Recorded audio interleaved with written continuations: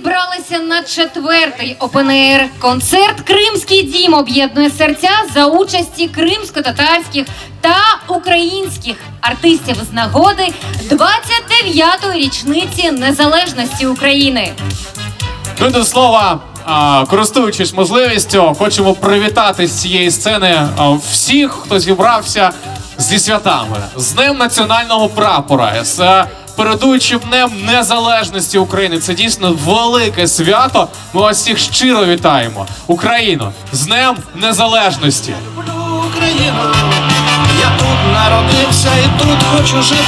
Так, я люблю Україну. І сьогодні ми з вами почуємо, що ж таке для нас та сама незалежність. Бо, напевно, з однієї сторони це просте питання, що таке незалежність, а з іншої складно. Харісета, коли ви думали для тебе, що таке незалежність? Незалежність для мене – це життя. Я взагалі дуже вільна людина і люблю зустрічати на своєму шляху людей, які вільно думають, вільно діють. Для мене незалежність – це жити в Україні. Жити в незалежній в Україні, тому я живу в Києві. Знаєш, а я, коли на це питання завжди згадую таку дуже відому фразу: ваша незалежність завершується там, де починається підборіддя іншої людини. І тому для мене незалежність – це ще й відповідальність. Відповідальність перед тими, хто живе поруч з тобою. Відповідальність перед тими, хто працює поруч з тобою. Відповідальність перед самим собою за те, щоб твоя особиста незалежність не зашкодила незалежності когось іншого. Тому це ще й толерантність і любов один до одного. Що ж, ну а ми сьогодні впевнені, що наш фестиваль несе лише найкращі змісти, лише те, для чого ми разом з вами здатні жити і працювати. Ну а також дуже мудро себе поводити і говорити. Тому сьогодні ми запрошуємо вас до дискусії, до відкритої дискусії на тему «Кримський погляд на незалежність України». І прошу вітати модератора цієї дискусії. На сцені заступник генерального директора Українського інституту та голова правління Кримського дому Алім Алієв. Аліме, виходьте до нас, будь ласка, ми вас чекаємо на цій сцені. Вітаю. Дуже приємно. Аліме, ну, знаєте, хочете поставити вам дійсно питання, на яке ми вже вдвох відповіли. Що таке для вас незалежність, Аліме? Незалежність – це гори, це море, це ранкова кава вдома, це сміх моїх друзів та близьких, і це, звісно, вільний Бахчисарай. Це незалежність для Аліма Алієва. Ну а кримський погляд на незалежність, я думаю, що ми почуємо протягом цієї дискусії. Ця сцена ваша, будь ласка, починаємо дискусію. Дякую.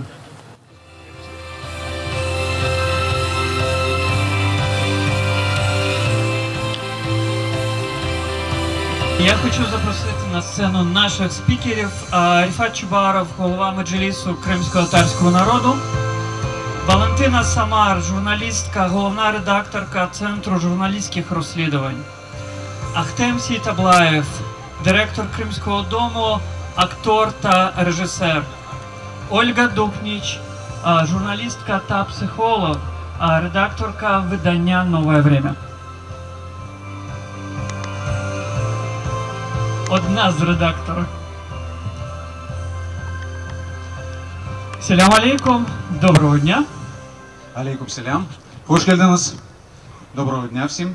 Доброго дня. Вітаю.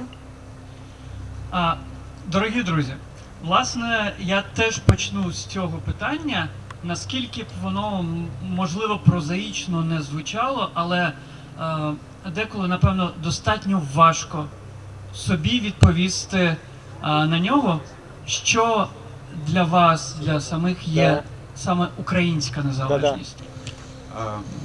Для мене українська незалежність – це, власне, і моя, так само, тому що, як би кому не здавалось це певним перебільшенням або пафосом, можливо, тут, в цивільному житті, для мене це відчуття того, що я живу там, де є право, як мінімум, на свої висловлення. Є впевненість в тому, що поруч з тобою є хоча б декілька людей, які так само підтримують тебе. Є впевненість в тому, що, незважаючи на складні, скажімо так, да, і часи, хоча не зрозуміло, коли вони бувають простими. Є місто надії.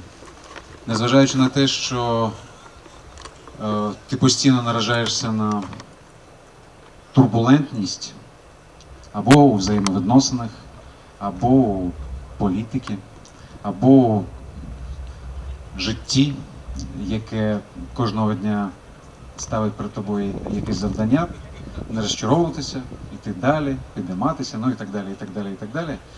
І для мене це все ж таки запорука того, що мої діти будуть жити там, де є небо, є земля, і є чітке усвідомлення, що в них є шанс. Шанс на краще, на кращу освіту, на краще майбутнє, на гідну старість, хоча, можливо, зараз про це рано казати, але менш з тим. Тобто для мене незалежність – це все ж таки надія.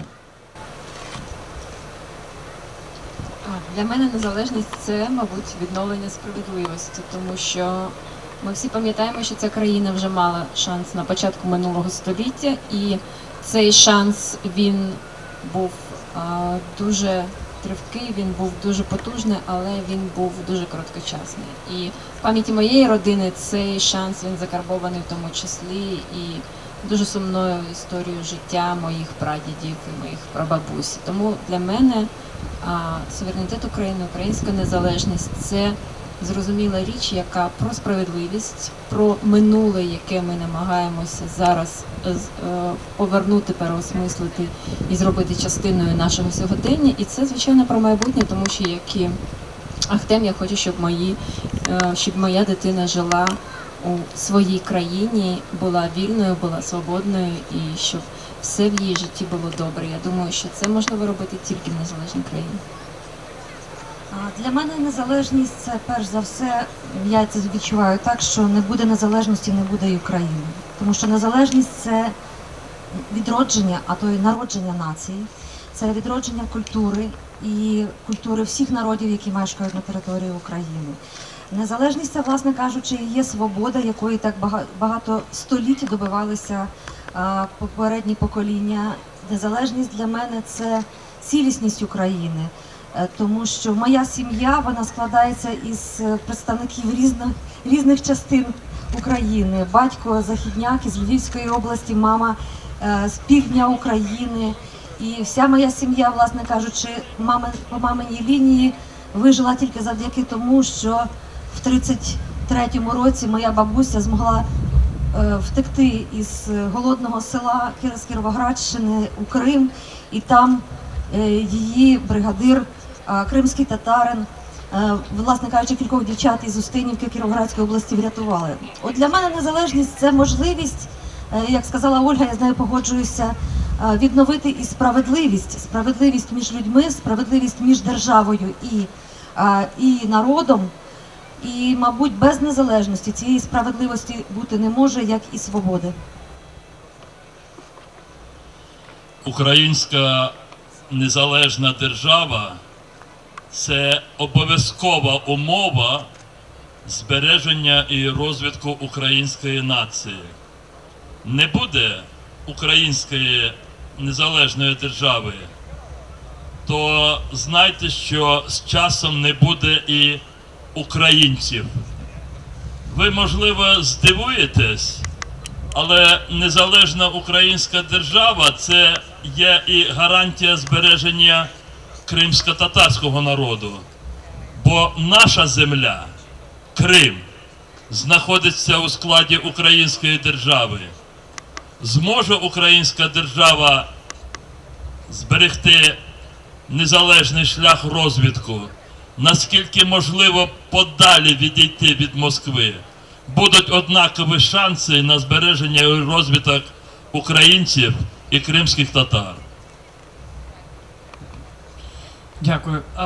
Власне, перед тим, як говорити про і сьогодення, і говорити про картинки майбутнього, важливо, як на мене, спробувати розчепити поняття і незалежність, і поняття оцих взаємин між українською владою чи радше між Києвом та Кримом до 2014 року, я б, Оль, хотів би почати з тебе і, власне, з питання про формування суспільних наративів до 2014 року в Криму. Так? Яким чином континентальна чи велика Україна сприймалась чи формувалась в загальному наративі в наших співвітчизників в Криму?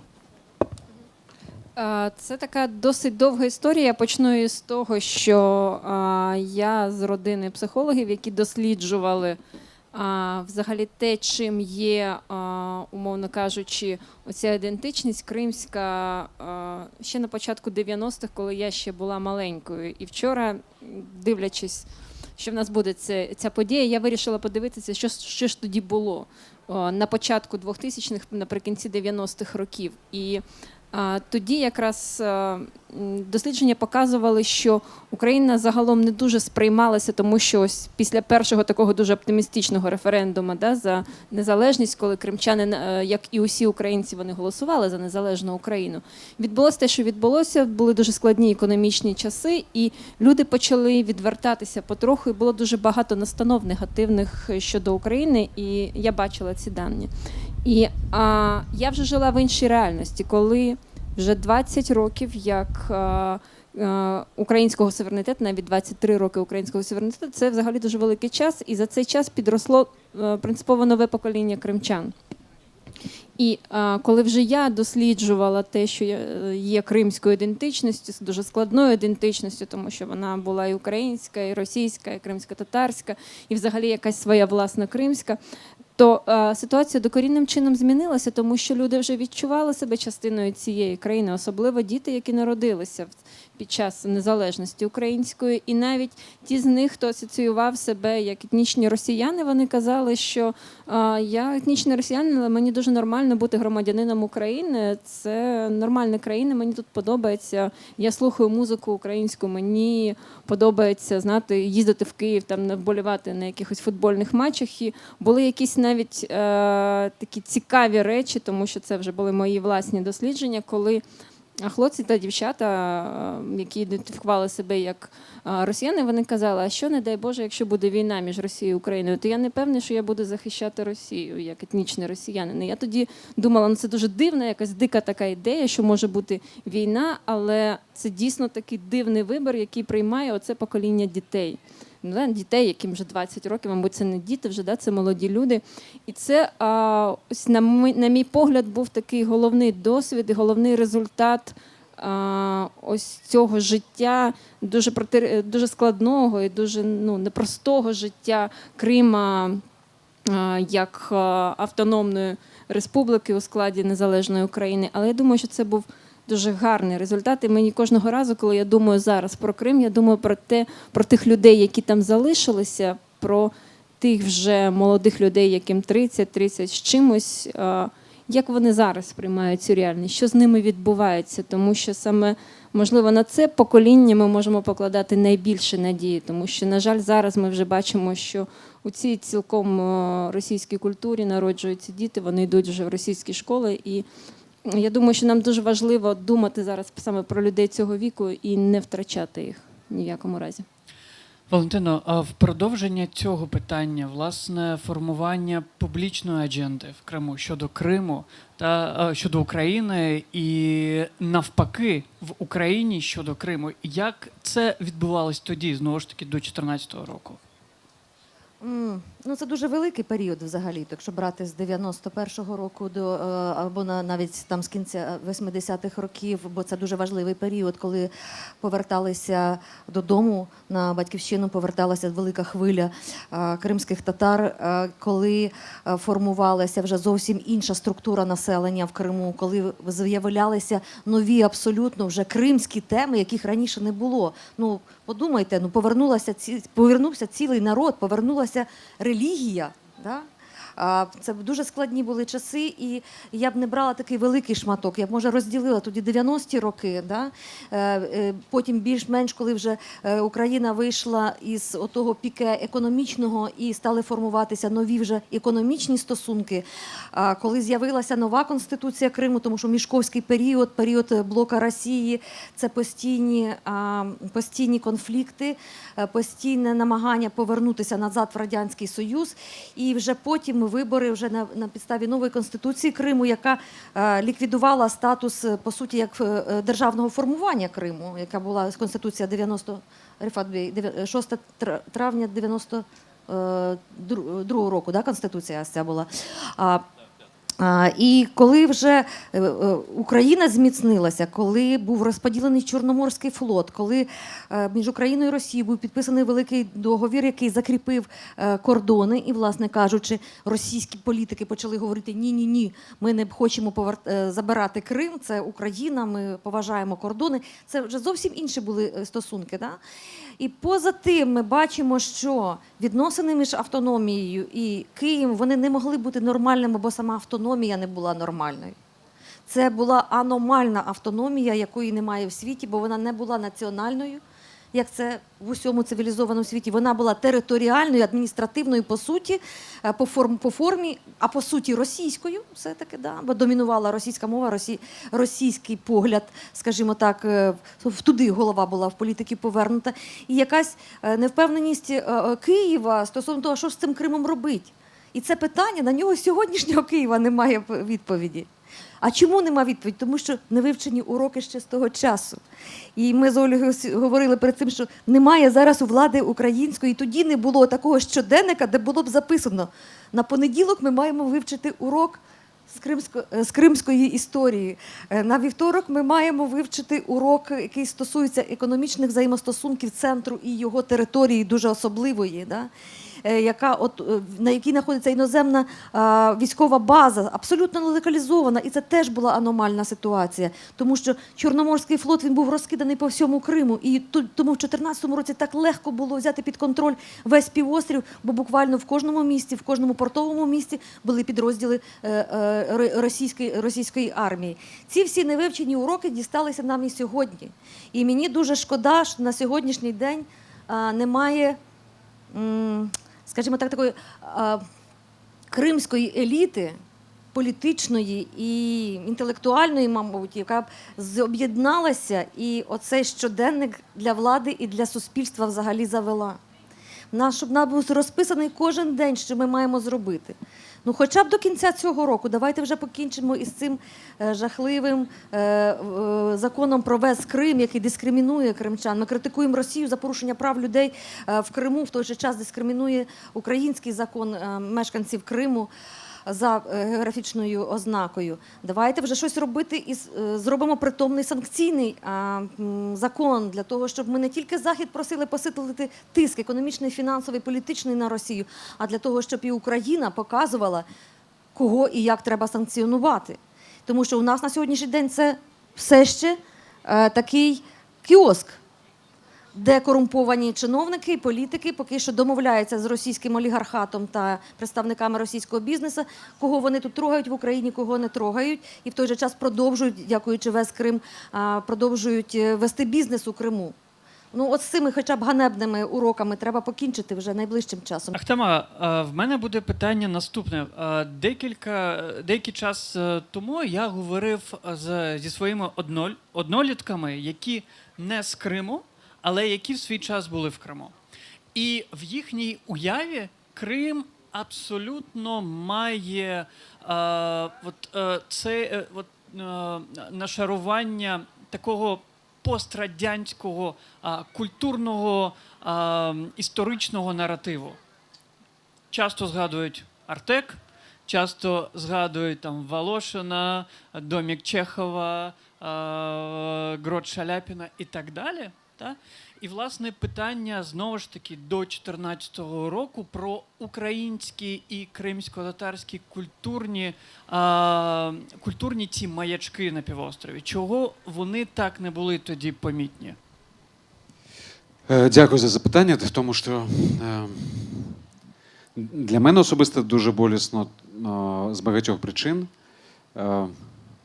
Якось так сталося на наших теренах, я маю на увазі не тільки в Україні, а взагалі на постсовєтському просторі, можливо, за виключенням якраз Росії. Зараз поясню чому. Сталося те, що культура завжди розглядалася як по остаточному принципу, тобто головне, що їсти, да? Головне, щоб над головою був дах.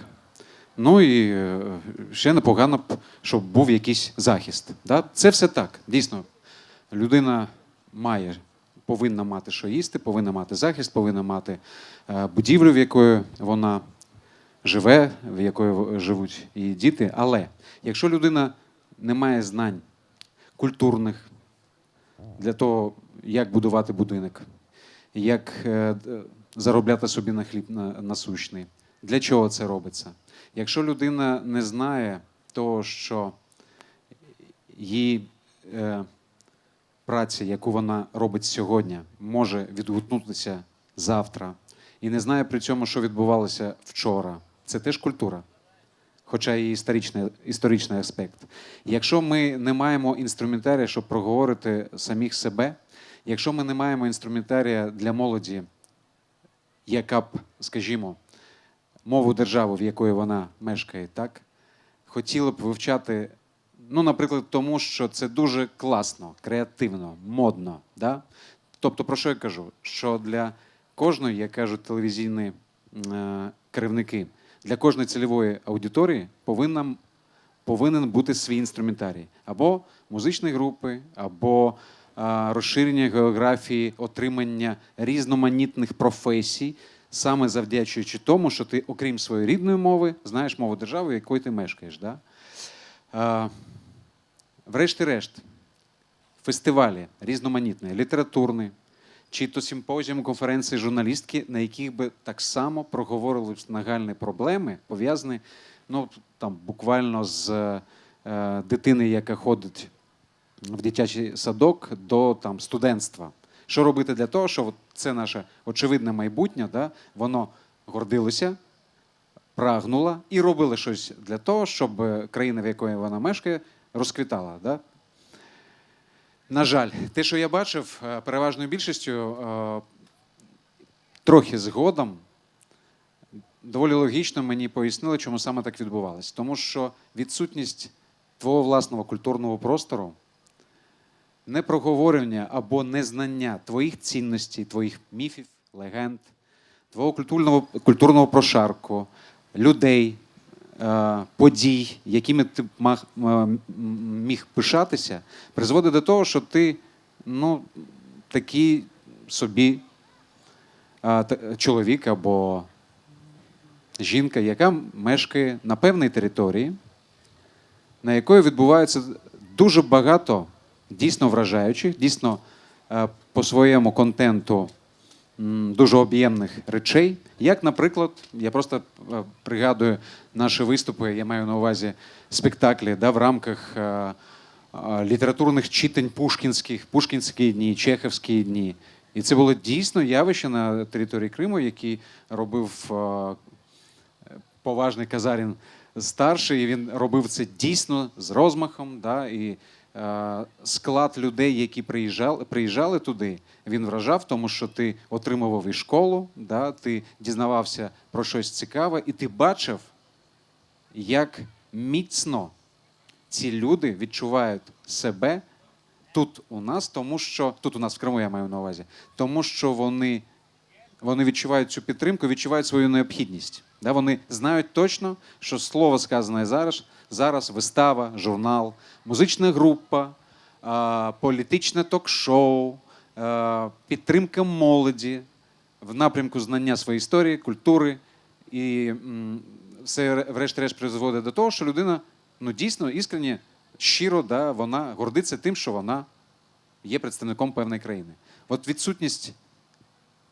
відчуття цієї стратегічної необхідності, що культура, власне, в широкому розумінні, да, цього слова, що це міцний фундамент того, що людина не буде манкуртом, що людина буде точно знати чому вона відчуває себе вдома в Криму або в Україні, чому саме так відбувається. На жаль, як на мене, призвели до того, що у свого часу, ну, скажімо, інструментарій для втілення своїх ідей у українській телевізійній студії був дуже маленький. Я це бачив на власні очі. Моя мама 25 років пропрацювала на кримському телебаченні в кримськотатарській редакції, я доволі часто туди заходив. І цей остаточний принцип, як на мене, призвів і до того, що, власне, у нас вже 7-й рік іде війна. Тому що якщо кожен мешканець, кожен громадянин України відчував би себе політичним українцем, тоді, можливо, і не було б того підґрунтя і фундаменту, на якому базується одна із головних ідеологічних тез очільника Кремля. Да? Ми йдемо захищати руський мір, який розташований от на теренах всього там, бившого Радянського Союзу.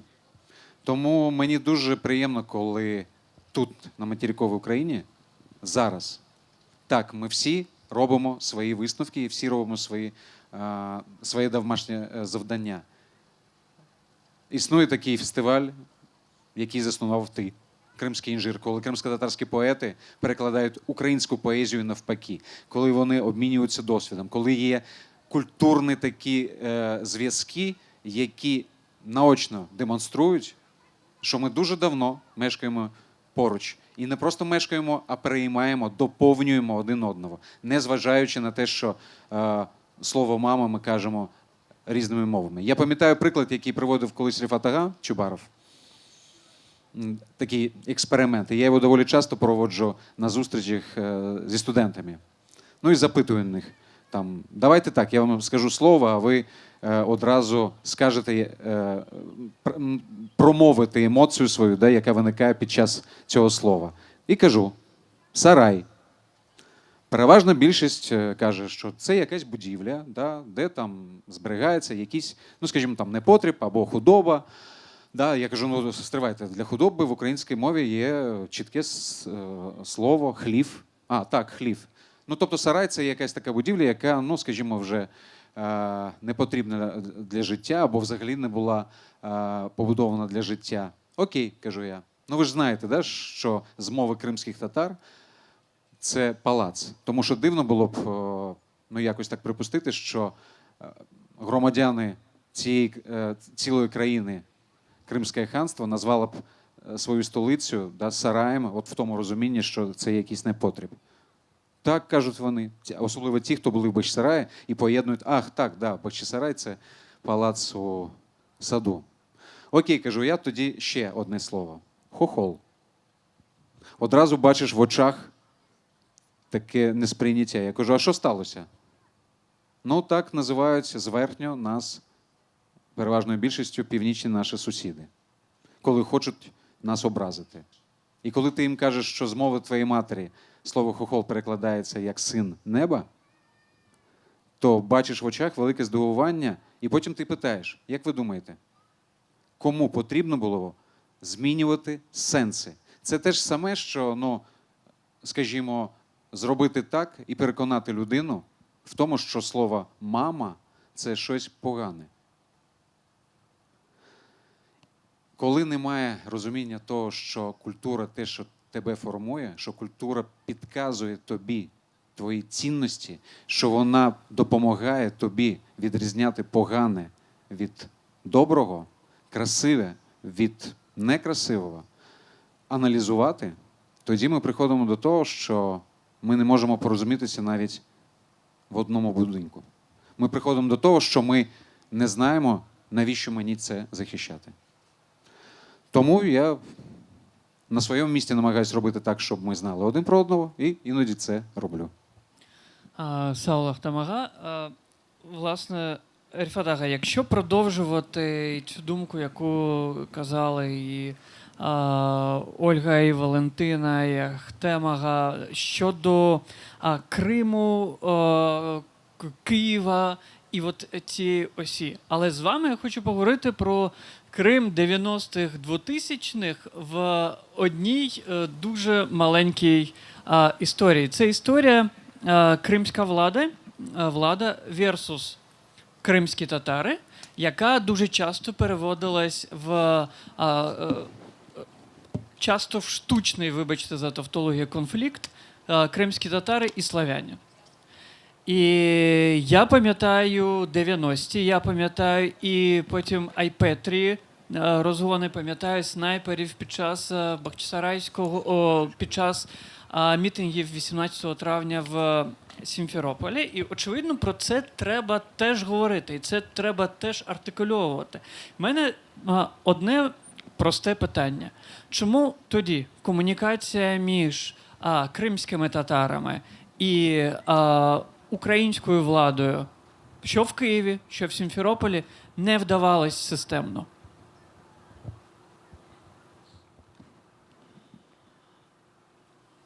Ніколи не треба розглядати кримську владу до 2013 року, за часи незалежності української з 91-го року, як щось таке абсолютно відокремлене від Києва, від українського політикуму. Так, були особливості кримської влади, бо абсолютна більшість її ту владу представляли ті, які були виховані в Криму, вони були носіями певних негативних стереотипів, міфів щодо кримських татар. Але вони не могли би ці негативні стереотипи покласти в основу своєї відкритої такої антикримсько-татарської політики, якщо б вони не відчували би свою потрібність для Києва, тобто якщо б вони не відчували б те, що Київ може на них покластися. Щодо Києва, київського політикуму, до київської влади, бачите, я уникаю говорити про українську владу, українських політиків, я кажу київську владу, бо в Києві сиділи більшість тих, які зреалізовували практично реальну політику, в тому числі і особливо в Криму. Ця більшість, київська влада, вона відчувала свою потребу кримських політиків, оскільки задля захисту своїх інтересів, скажімо, зокрема, на виборах, їм були потрібні ті кримські чиновники, і вони на них спиралися, бо саме вони могли змобілізувати більшість електоральну кримську, яка до того ж і складалася з етнічної більшості, з російської, тих людей, яких поселили Криму після депортації кримських татар. Отже, потрібні голоси на виборах, максимальні преференції етнічної більшості в Криму, яка є етнічними росіянами.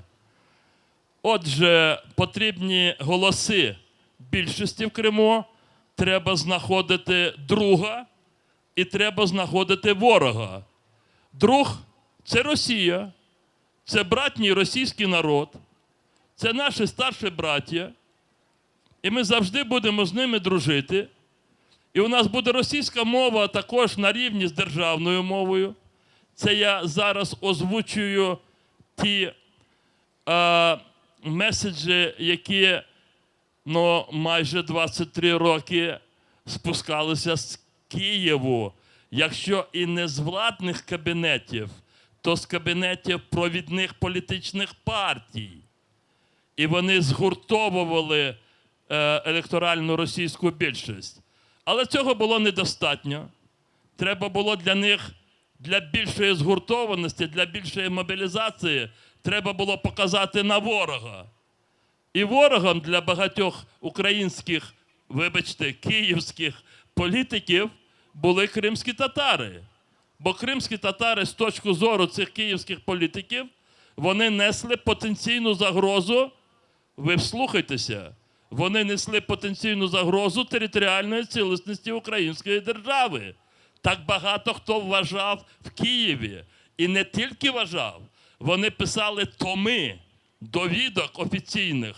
Їх читали в президентських кабінетах, розписували, створювали плани і їх зреалізовували. І звідси ці погроми на Айпетрі на чолі з Могильовим, звідси ці безкінечні протистояння людям, які намагалися хоча б отримати шматочок землі, щоб побудувати свої доми. Но звідси і абсолютна протидія щодо наповнення суті Кримської автономії такими правовими нормами, які би були б спрямовані хоча б на якісь рівність всіх тих людей, які живуть в Криму. Ви уявіть собі, що в 2013 році напередодні окупації в Криму на 500 тисяч етнічних українців було лише 6 чи 7 українських шкіл. Це неможливо, але це так було. І це робила київська влада. І ця київська влада, яка не могла, не хотіла, нехтувала інтересами етнічних українців в Криму, то вона абсолютно і близько не хотіла вирішувати питання кримськотатарського народу. Ми мали таку владу. І тоді я хочу завершити. Коли мені говорять, що хазяїном землі своєї держави є народ, народ знає, як вирішувати свою долю, то я погоджуюсь, що в ідеалі це є правда. В ідеалі. Але життя ніколи не буває ідеальним. Ніхто не має знімати відповідальність з політиків. І в тому числі з політиків, які вирішували найпринципове питання розвитку української держави, які приймали рішення щодо надання Криму статусу автономії без всякого врахування кримськотатарського фактору, інтересів кримськотатарського народу, які проводили в 1991 році референдум, не очікуючи повернення кримських татар. Слухайте, ці політики зараз, вони вирішують долю України. Хочете, я вам назову прізвище? Кравчук Леонід Макарович. При всій моїй повазі він зараз очолює трьохсторонню контактну групу в Мінську. Він сідає і говорить з росіянами про долю Донбасу. Я боюся за долю Донбасу, бо я знаю, як він вирішував долю Криму в 1991 році.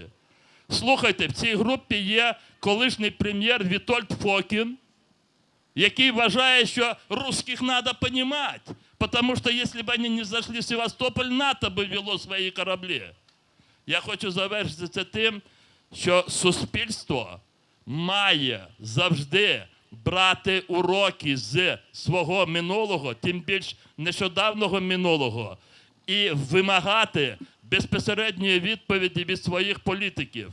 Я не закликаю до якоїсь, знаєте, побиття такого політичного чи морального, політичного чи якогось там іншого цих політиків, але хоча б моральну відповідальність. І тоді суспільство не буде їм довіряти на самих таких, знаєте, переламних моментах, а як сьогодні назвати українські реалії сьогодні, коли пряма загроза нависла над цією Україною, пряма загроза над її незалежністю. Частина нашої території, вона окупована Російською Федерацією. І замість того, щоб знаходити відповідальних політиків, ми закликаємо тих, які одного разу, якщо не зрадили, то брутально помилилися. Оце, я думаю, що ми маємо завжди тримати на увазі. Ти дозволиш, я додам? Так, звісно. Якщо ми беремо скажімо так, фактори, які впливали на взаємовідносини центру і автономії, чи Сімферополя і Києва, звичайно, треба говорити не тільки, на мій погляд, це дуже важливий чинник, про який говорить Ріфат Бей, це електоральні загравання із російськомовним проросійським населенням для всієї України, не тільки в Криму. Це перший чинник, але ще існує такі штуки, не говорити про які не можна. Це політична корупція і це економічна корупція, яка лежала в основі всіх взаємовідносин центру і будь-яких регіонів українських. Да. Але Крим, як електоральна цінність його була дуже невелика, тому що ну що там, мільйон всього-навсього виборців, так? Але це була така театральна сцена, на якій відпрацьовувалися ті ж проросійські меседжі, відпрацьовувалися, не знаю, там хороводи дружби із російськими політиками. Це був майданчик, на якому можна було робити якісь заяви, як і патріотичні, так і в сторону присідання в сторону Москви і так далі. Тобто Крим використовувався завжди в переговорах із Росією, мова, статус Криму, базування Чорноморського флоту. І оцей кейс, він постійний був з року в рік, із місяця в місяць, із року, не знаю, десятиліттями тягнувся. І всі ці питання, вони ж були до кінця не проговорені українською владою, не вирішені. Не було отих червоних ліній, за які не можна переходити, бо там вже закінчувалась незалежність. На жаль, цих червоних ліній і сьогодні дуже багато політиків в Україні не бачать. І причина в цьому ще одна – це не сформована політична і правова система України. Коли закон один для всіх, в тому числі і ті закони, які гарантують недоторканність, які гарантують забезпечення і захист національних інтересів як держави, так і інтересів її громадян. Тому, коли, скажімо так, з стіни випадає один камінчик який стоїть у фундаменті, то, звичайно, ця будівля вона не буде стояти довго, вона не буде надійною і вона може під собою поховати своїх господарів. І, власне кажучи, це і сталося в 2014 році, коли одна за одною, стіна за стіною почали падати в Україні, і ми вже 7-й рік, і ми все ще не залатали ці дірки, на жаль. І через цю політичну корупцію та економічну корупцію, власне кажучи, вирішилось дуже багато питань і кадрових. І тут не було мови про те, що там підтримувати українську культуру чи кримсько-татарську, допомагати відроджувати. Про це мова не йшла. Були договорняки. Оце все, що визначало політику України до 2014 року. Дякую, Валентино, власне, за цей інсайт. І я підхоплю одразу вашу метафору про щоденник. І коли ви говорили про те, що в нас не розкреслені наші домашні завдання на понеділок, вівторок, середу, то я, може, ще радикальніше скажу, що в нас деколи і немає цього самого щоденника, щоб це викреслювати, окреслювати. Очевидно, сьогодні, в День Незалежності, ми його святкуємо тут, в Києві. І це, я дуже боюсь, щоб це не перетворилось в традицію. Я дуже не хочу, щоб таке святкування Дня Незалежності в Києві виходцями з Криму, це ми, знаєте, щороку б збирались би і про щось би там згадували. І в мене одне питання на всіх, але я б його зараз задав би теж умовно секторально. Да? Питання і про домашні завдання, і про те, що ми сьогодні маємо зробити в політиці, що ми маємо зробити сьогодні в масовій комунікації, в громадській думці, що ми маємо сьогодні зробити в освіті і в роботі з молоддю, і що ми маємо зробити в культурі.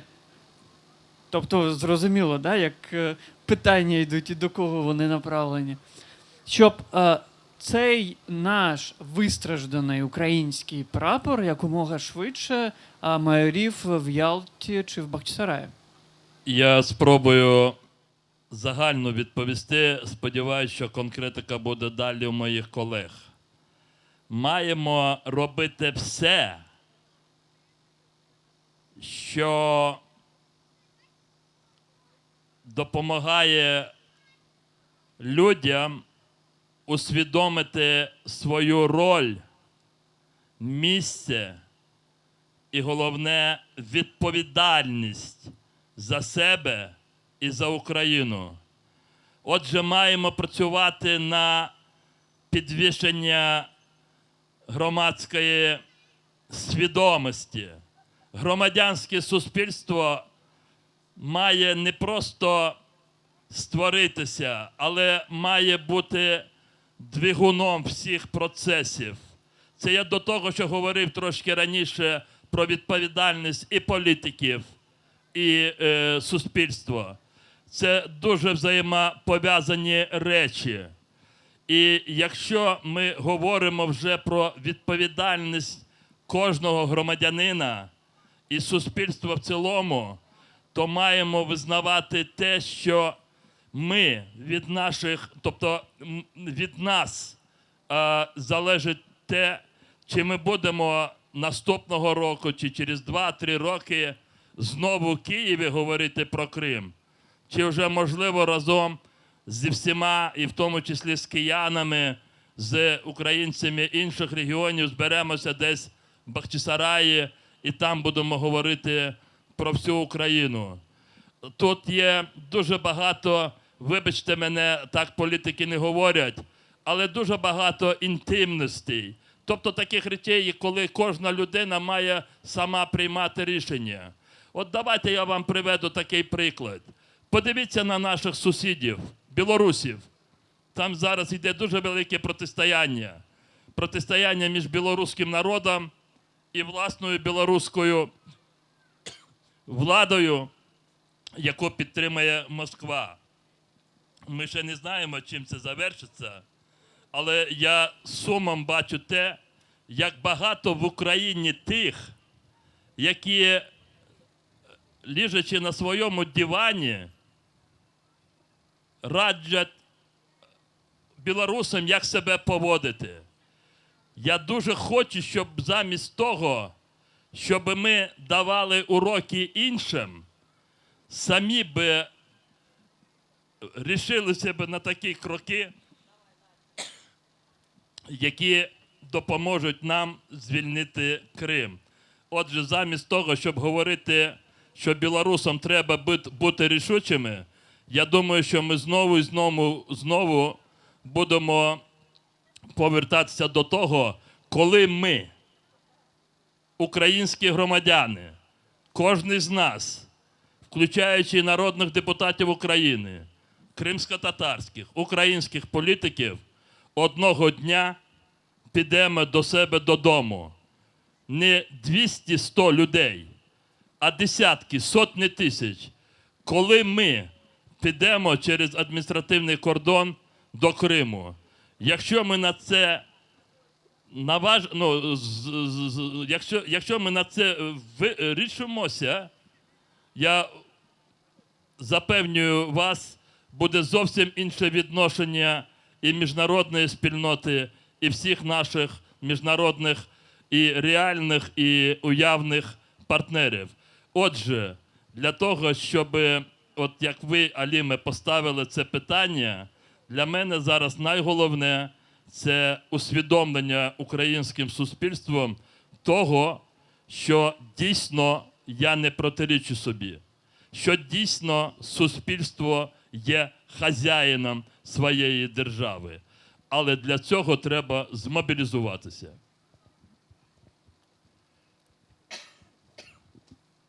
Будь ласка, Валентино, Ольга, Ахтем, хто? Ну, давайте я тоді скажу про те, що вважаю дійсно важливим і принциповим і з боку освіти, і з боку того, що ми називаємо майбутнім. Я, може, песиміст, але я намагаюся дивитися на всі ці події у досить довгому горизонті.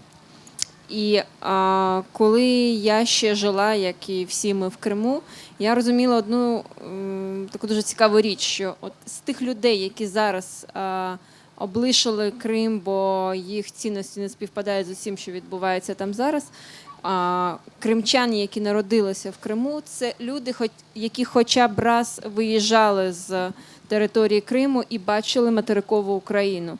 От якщо у людини є цей досвід, неважливо, чи поїхала вона по якійсь програмі «Різдво» разом до Львова і побувала, і подивилася, що таке Західна Україна, чи вона з'їздила до бабусі, чи до центральну частину України. От для цих людей в них вже був вибір, в них вже була можливість обирати, розуміти, що існує інше життя, тому що ми маємо розуміти, що Крим, він у сприйнятті самих людей, які живуть у Криму, він такий острів.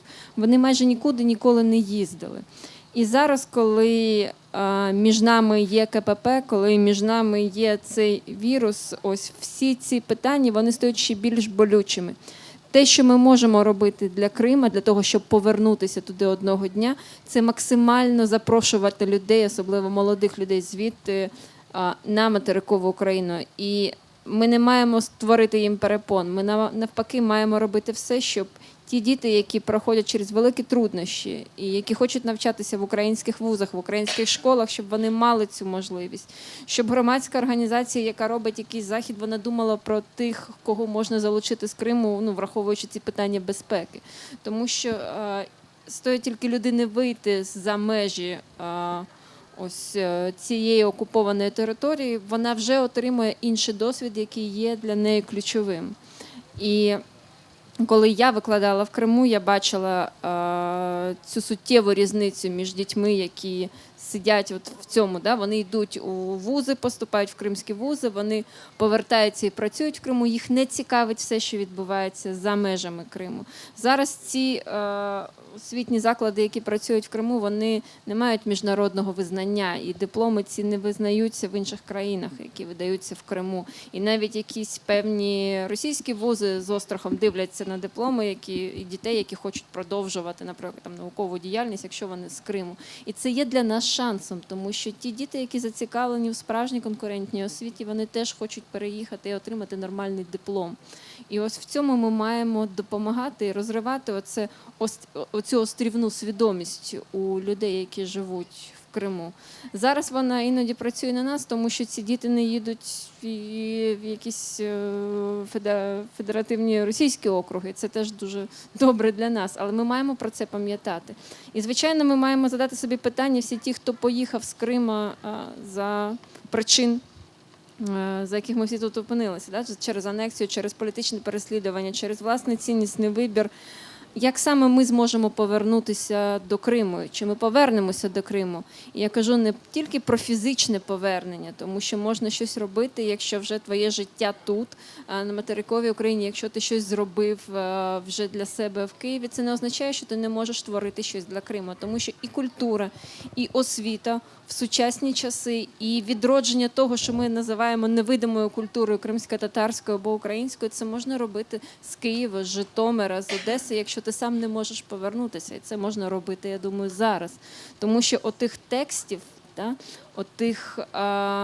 того розуміння, який спадок є кримсько-татарський в Криму, тому що він не зчитувався і за часів Незалежної України. Я бачила цікаве дослідження, коли люди, які відпочивають в Криму, українці, приїжджаючи, вони не розуміли, що мечеть – це щось актуальне. Вони думали, що це щось стареньке. Цей іслам, як кримськотатарська релігія, така предомінуюча, вона не зчитувалася як щось, що є сучасним, вона зчитувалася як щось таке архаїчне. Ось цього всього не вистачає не тільки в Криму, цього не вистачає розуміння і на материковій Україні. Все це можна робити зараз і тут, і знаходячись в Києві, в Одесі, де завгодно. Я хочу нагадати назву взагалі цього нашої дискусії. Мова йшла про те, що українська незалежність дала Криму. Насправді вона дала Криму дуже великий шанс, українська незалежність. Але, на жаль, ми цим шансом не змогли в повній мірі скористатися. Більше того, ми не бачили ті загрози, які були найбільшими, і через які сьогодні ми просто в ситуації, коли інколи і не знаєш, як же ж повернутися хоча б до того стану, який був до 2014 року. А може і не треба. А може не треба того стану до війни, тому що насправді ми маємо, не знаю, провести якийсь рефреймінг взагалі нашого ставлення до тих речей, які були раніше, і ставлення один до одного. Ви подивіться, як нам важко сьогодні, тобто є, здавалось би, така позитивна річ в тому, що сьогодні, коли кримчани, кримські татари, кримські українці, кримські євреї, німці, вірмени живуть тепер на території всієї України, пішла інтеграція Криму в Україну стрімкіше, ніж це було 25 років до цього. Але дивіться, як немає інтеграції кримського політикуму в українську політику. В скількох партіях є присутні взагалі представники Криму? Я вже не кажу про те, щоб в програмах були цілі розділи про Крим, про деокупацію, реінтеграцію. Ми колись намагалися, Центр журналістських розслідувань, підштовхнути партії до цього, то більшість із них парламентських партій навіть говорити з цього приводу нічого не могли. Лише в кількох партій були кримські, скажімо так, якісь абзаци в цьому. Ми маємо наполягати, щоб це було. Сьогодні питання, чий Крим є визначальним взагалі, не знаю, світоглядним, мабуть, уже, да? Тому що відразу Це визначає... точка відліку. Це сьогодні так сказати, такий наріжний камінь, від якого людина, дається людині оцінка, і людині звичайній, і громадянину, і політику, і будь-кому. Так давайте скористаємося тим, що саме це питання є сьогодні в Україні таким визначальним. Давайте будемо активніше лобіювати інтерес кримський, інтерес кримсько-татарський, не соромлячись цього і підтримуючи один одного. От дивіться, я спеціально зараз взяла телефон, знаєте для чого? Вчора, позавчора, да, дуже багато з нас, тисячі людей, передивилися ролик Віолети Кукурудзи, яка переспівала Гюзель Керим. Ви знаєте, скільки людей підписалося на її ютуб-канал? 38. Я вам скажу більше. В нас от сайт Центру журналістських розслідувань, хоча у нас 4 сайти, да, ну, основний флагманський сайт Центру журналістських розслідувань, нас читають більше на Донбасі. Розумієте? Чому ми не підтримуємо, чому ми поширюємо те, що нас дряпає наші і посипає сіллю наші рани, тим самим розповсюджуючи проросійську якусь пропаганду, а не підтримуємо корисні речі, які є сьогодні в засобах масової інформації, в культурних проєктах. Давайте підтримувати один одного, давайте шануватися. Є таке слово в українській мові, да? Тобто ставитися з гідністю до людей і до себе. Інакше ми не просунемо наш кримське і кримсько-татарське питання, ми його знесунемо, по суті, воно сьогодні на мертвій точці. Чомусь ми не протестували проти того, що в Міністерстві з тимчасово окупованих територій повністю ліквідоване кримське управління. Народ, а хто ж буде тоді в уряді займатися цими питаннями? Добре, в нас є потужне нині представництво президента, але в нього інші функції.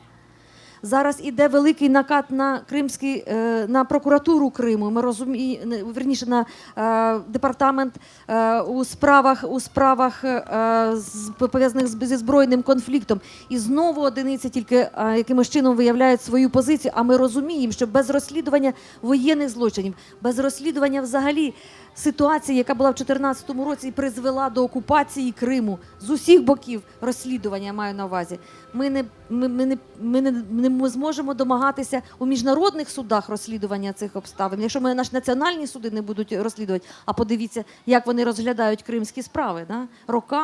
Роками. І дуже шкода, що кримчан дуже мало, дуже потужні громадські організації, поза тим дуже мало кримчани впливають на загальноукраїнські процеси. Хтось може назвати мені антикорупційних діячів кримських? Хтось може назвати людей, які займаються судовою реформою? Хто просовує реформу освіти? Хто бореться за нормальну платформу освітню для дистанційної освіти, яка сьогодні потрібна не тільки дітям з окупованих територій, а в зв'язку з коронавірусом вона виявилася всім потрібна дистанційна освіта, освітня платформа. На неї затратили гроші, 50 мільйонів вкрали, ні платформи, ні грошей на сьогоднішній день. Давайте дивитися ці речі, а не тільки ті емоції, до яких ми дуже швидко на них реагуємо, але фактаж і розбір проблем по суті, на жаль, залишається десь за лаштунками. Тому я ще раз кажу, давайте шануватися між собою, об'єднуватися, має бути синергія, вона зекономить наші ресурси. Давайте один одного відчувати і просовувати наш інтерес. Дякую. Я можу сказати, що, можливо, я щаслива людина саме в цьому випадку. Поясню чому. Тому що в моєму оточенні мої друзі, з якими я співпрацюю на території театру, і на території кіно, ми якось між собою доволі швидко зрозуміли, що саме зацікавленість і промоція один одного – це, напевно, єдиний інструментарій для того, щоб точно не забули принаймні про тебе. Що тебе звуть так, і чому тебе звуть так, чому ти так розмовляєш, чому мені цікава твоя поезія, твоя історія, твоя культура, тому що я є частиною або складовою, або нащадком, або продовжувачем, або таким сусідом, в якому дуже багато твоєї культури, так само, як багато моєї культури в тобі.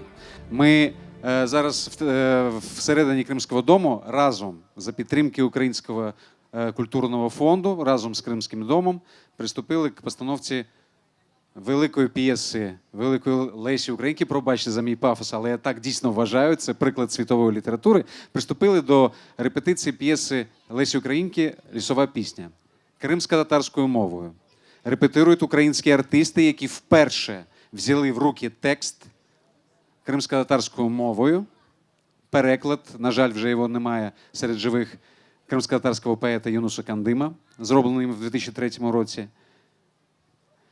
Напевно, ви розумієте моє відчуття щастя, коли я і нерозуміння того, як мої друзі, актори, яких я знаю багато років декого, а декого з деякими побачився вперше, там є серед них і студенти так само, так швидко з таким бажанням опановують незнайому вже багато років їм мову, і як вона зовсім по-іншому звучить в їх устах, і як багато потім ми розмовляємо взагалі про нас всіх.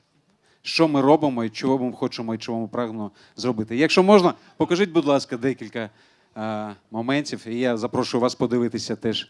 Це частини репетиції, просто вони репетирують. Хорошо, сейчас. Тохта, Бодамар, Манавей Мин Терекна Сахлаганвар. Векес Мегебермедлер. Эндинден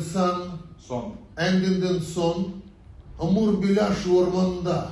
Я поклялся, что навечно в этом лесу эта семья будет жить в мире, говорит актер Алексей Тритенко, актер молодого театра Киева. Bu orman Mende an yemin ettim. Я также поклялся. Yemin ettim. Да. Он как камень кладет. Mende an yemin ettim. Да. О, все, вот это я понял. Да. Все, последний раз закрепляю. Манаве эймен терекна сахлаганlar. Векесмеге Бермediler. Endiden san Omur Bilaş ormanda telekisiz yaşayacak. Mende ant yemin ettim. Да. Да. А це інша пара акторів, вони виконують, дай Боже, будуть виконувати роль Лукаша та Мавки. Так само вони репетирують кримсько-татарську мову.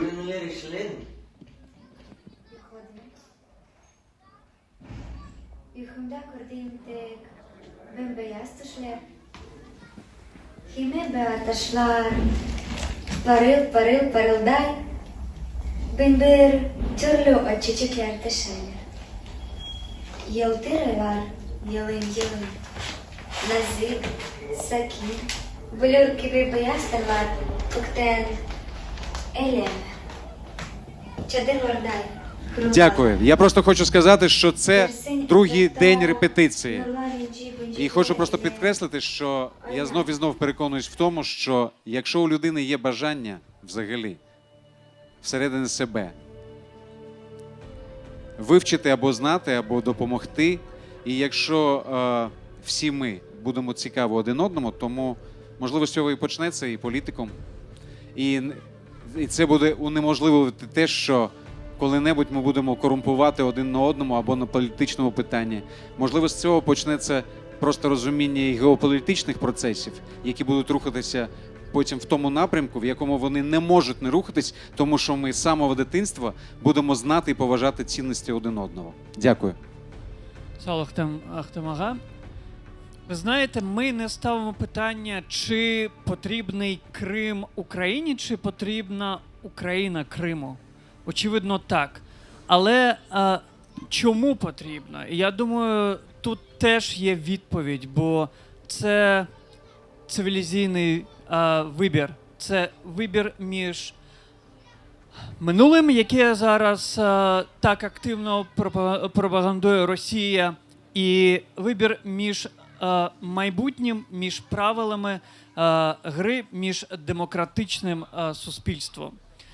І друге, Очевидно, для того, щоб завтра ми побачили наші прапори і в Бахчисараї, і в Ялті, і в Ахмеджіті, і в інших містах Криму, ми маємо і тут зробити домашнє завдання. Як мінімум, говорити не просто спільною мовою, а діяти одним фронтом з тими, хто приїхав з Криму, хто працює в органах влади чи в громадських організаціях, або в бізнесах, або в щось робить в культурі і є митцем. І друге, ми маємо тут розбудовувати інституції політичні, культурні, соціальні, бізнесові, щоб завтра на тій вижженій землі, яку ми отримуємо після деокупації, ми змогли б їх достатньо швидко перенести вже у вільний Крим. Дякую нашим спікерам і дякую за те, що ви сьогодні були з нами, а ми продовжуємо нашу культурну програму «Кримський дім об'єднує серця». Пані та панове, і ми хочемо запросити долучитися на нашу сцену людину, яка посприяла цьогоріч проведенню цього фестивалю, чарівну жінку, яка допомогла з цим місцем, відчинила нам двері. І тому зустрічайте генеральний директор Національного музею народної архітектури та побуту України «Пирогів» Оксана Повякель. Пані Оксано, будь ласка, підійміться на нашу сцену. Також, звичайно, ви вже бачили одного з організаторів цього фестивалю. Це директор Кримського дому Ахтем Саїтаблаєв. Ахтеме, будь ласка. Голова Меджлісу кримсько-татарського народу Рефат Чубаров. Панове, ми просили вас дійсно. Ми розпочинаємо вже музичну, естрадну частину фестивалю «Кримський дім об'єднує серця». Тому хотілося б кілька слів побажання артистам та глядачам, які зараз будуть поринати в цю кримсько-татарську українську культуру. Рафатака, будь ласка.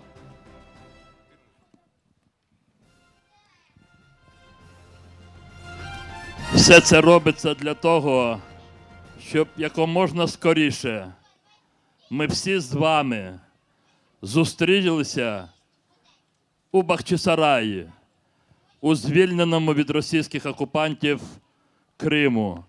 Від імені Меджлісу кримськотатарського народу я щиро дякую організаторам, тим чудовим артистам, які зараз будуть на сцені. І зрозуміло, що я дуже дякую вам, людям, яким не байдуже Крим, які думають про майбутнє української держави. І ви знаєте, що українська держава буде знову в кордонах, які визнані міжнародним співтовариством, включно з Кримом. Келеджех сене Бахчисарайда. Наступного року Бахчисараї. Амінь. Доброго дня, дорогі друзі! Ми раді вітати вас в Національному музеї народної архітектури та побуту України. І хочу сказати, що для нас це велика честь, що Кримський дім вирішив відсвяткувати сьогоднішнє свято тут, у нас, на цій території. Я дуже рада вас всіх бачити. І хочу вам сказати нашу задумку, яку ми задумали з паном Ахтемом, і яку вже рік назад підтримав пан Рефат.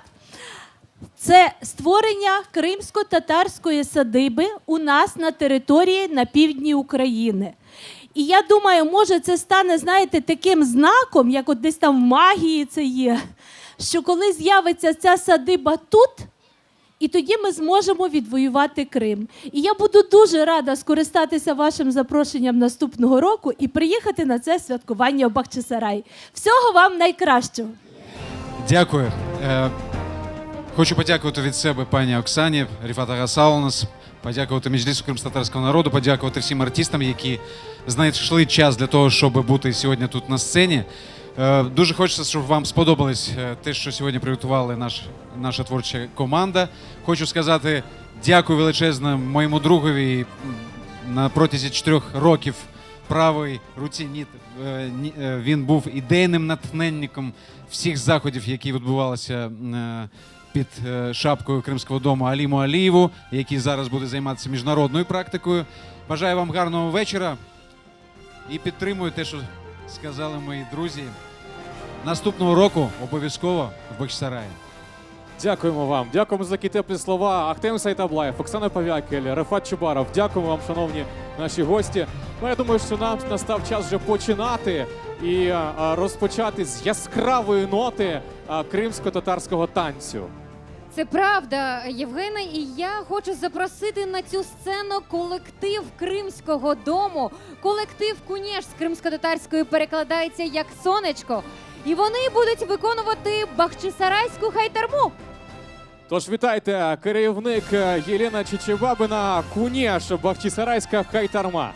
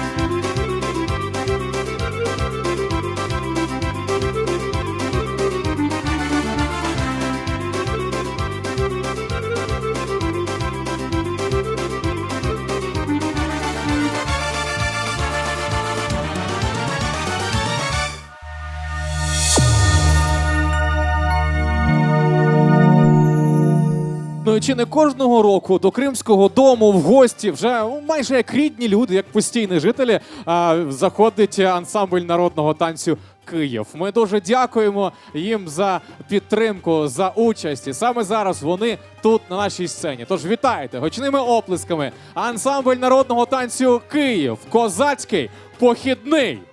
Керівник Гутник Ірина. Прокидаємося, насолоджуємося.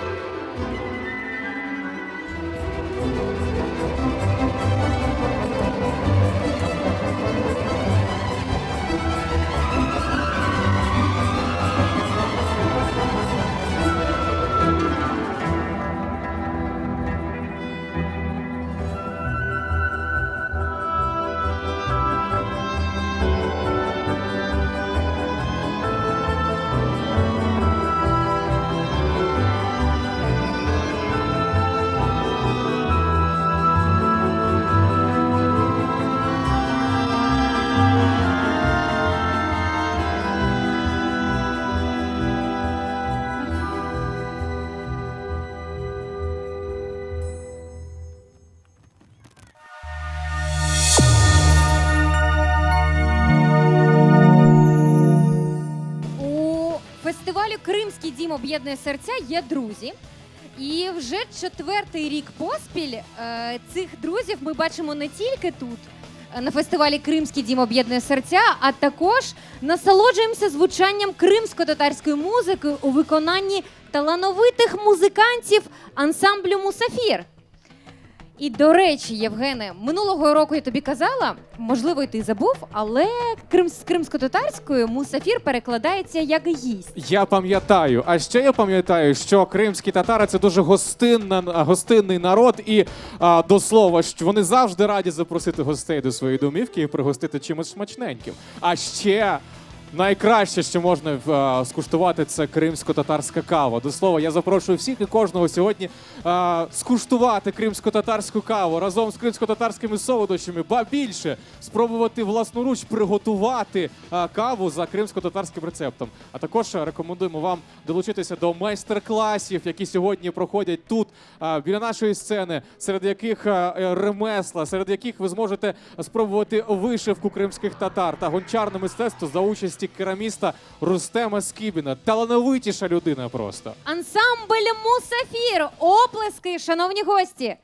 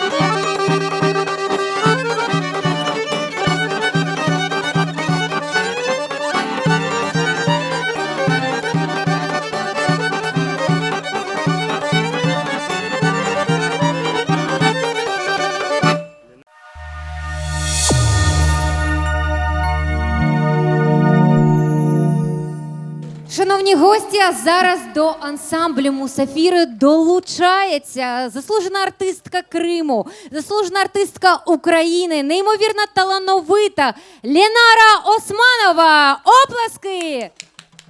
Sağ ol Halisiye, sağ olun, sağ olun. Selam алейкум, sevgili vatandaşlar. Selam алейкум, доброго вечора, українці, доброго вечора, Україна. Я вітаю всіх нас з Днем Національного прапору України та з наступаючим Днем Незалежності України. Бажаю, звичайно, нам всім, по-перше, здоров'я міцного, по-друге, звичайно, єднання наш Крим рідний з Україною, нашою рідною, красивою, процвітаючою, здоровою, прекрасною Україною. Ну і перша пісня для вас, яка має назву «Мій чудовий Крим», «Ей гузель Крим».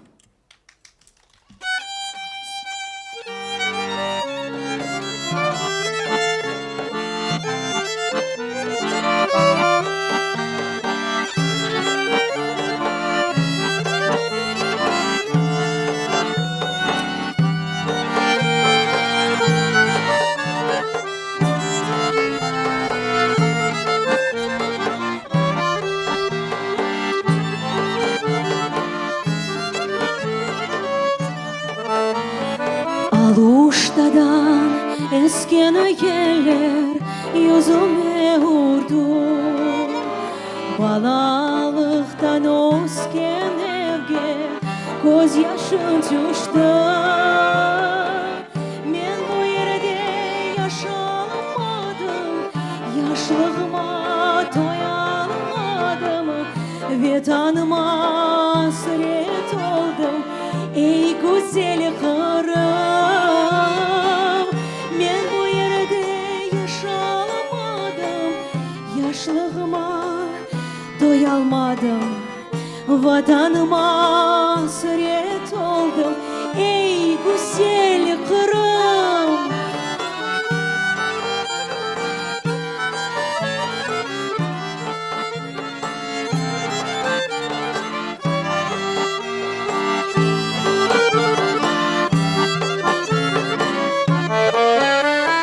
Bahçaların meyveleri bal ile şerbet, sularını içe içe doyamadım ben. Ben bu yerde yaşamadım, yaşlığıma doyamadım. Vatanıma hasret oldum, ey güzel Kırım. Ben bu yerde yaşamadım, yaşlığıma doyamadım. Vatanıma hasret oldum, ey güzel Kırım.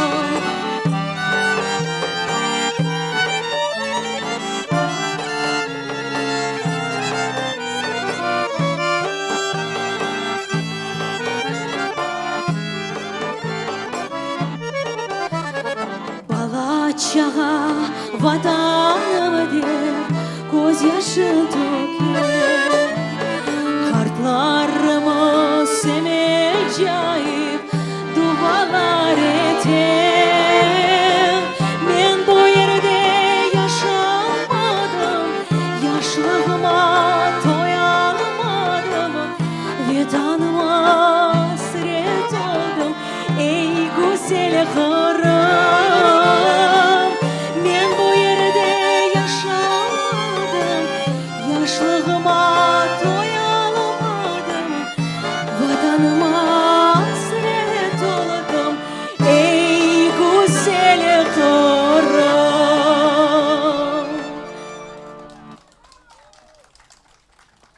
Саголос.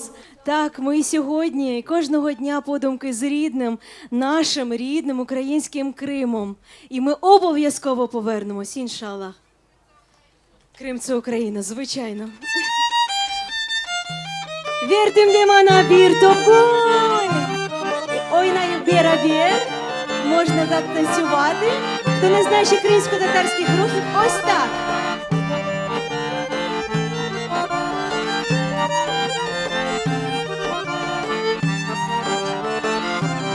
Ай, машала, корім, віжу, дуже добре.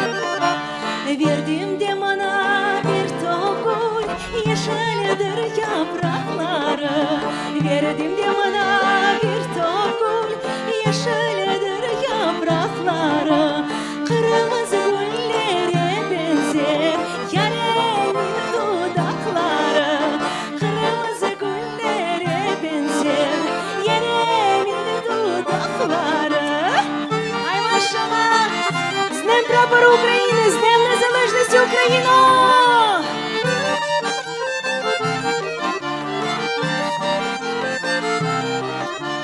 Bahçalardan nar gelir, kule kule yar gelir. Bahçalardan nar gelir, kule kule yar gelir. Bir eline nar almış, bir eline gül gelir. Bir eline nar almış,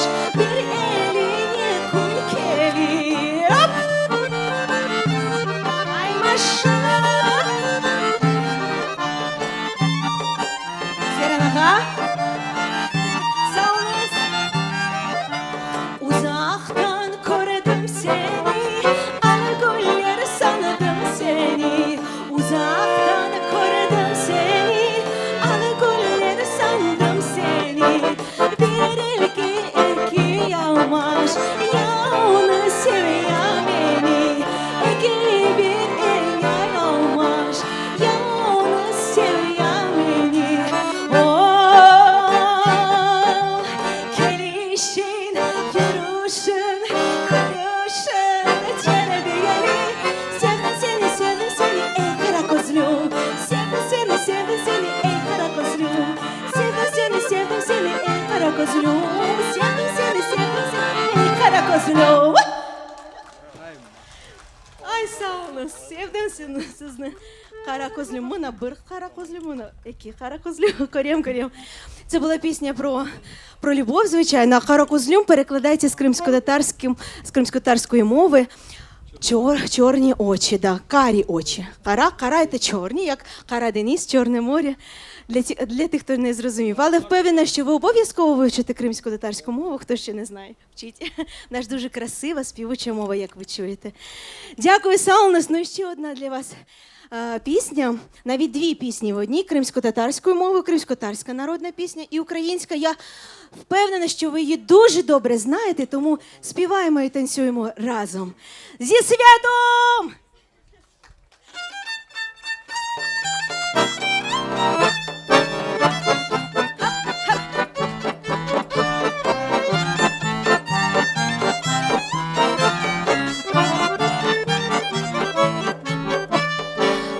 Kazan içinde kaz balası, kalalı kazan içinde kaz balası. Kızını baştan çıkaran o zanası, kızını baştan çıkaran o zanası.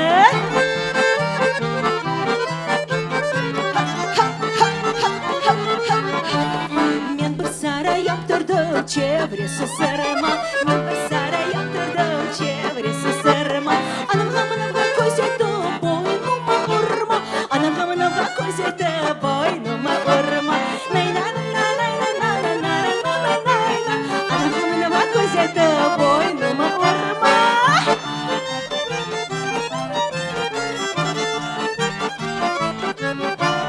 Я казала у неділю, підем разом на весілля. Ти прийшов, мене нема, підманула, підвела. Я ж тебе підманула, я ж тебе підвела. Я ж тебе молодого з ума разом звела. Я ж тебе підманула, я ж тебе підвела. Я ж тебе молодого з ума разом звела. Бачите, як дві народні пісні в одній, як і наша Україна.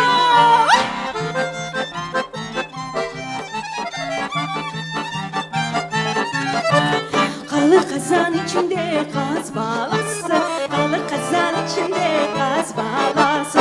Kızını baştan çıkargan o zanası, kızını baştan çıkargan o zanası. Я ж тебе підманула, я ж тебе підвела, я ж тебе молодого з ума разом звела. Ай, машова. Музафір Солонас.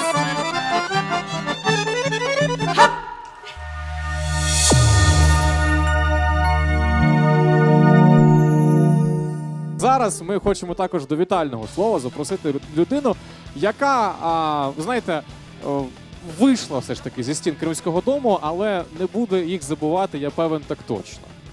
Заступник директора Українського інституту, програмний директор Кримського дому Алім Алієв.